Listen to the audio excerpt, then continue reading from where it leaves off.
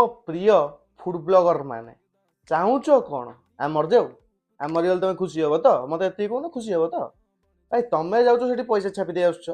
मागणा तुमको 5 प्रकार थई दौन तुम खाई दौच तुम बढ़िया खुशी लगुच तुम कुलकुल होना रिव्यूटा दे दौच तुम टे चेक कर ता भितर भल अच्छी खराब अच्छी मंद अच्छी किसी सेगुड़ा देखार नहीं खाଇବା तो मिलला खाଇବା मिलला रिव्यू दे दियो ना कौन बोवाल से बोवाल पुणी किसी गोटे माने अर्थ थिबा दरकार आमे कारण तुम मानू देखिए जाऊँ कि भाई यहाँ कहते मैंने भल हो थे ट्राए करदे जो मैंने जेन्युइन रिव्यू दौरान तो धन्यवाद बहुत बहुत धन्यवाद कि जो मैंने पैसा नौ केवल ये वीडियोटी दयाकोरी जेन्युइन रिव्यू दिंतु कारण जो मैंने जाइना 100 थर कहते कि सीडीए सेक्टर 10 को जातु द कटकी रेस्टोरेंट सेटा बैन आ जो नुआ रेस्टोरेंट कौन गोटे होता सेटा भी बैन कौन पाई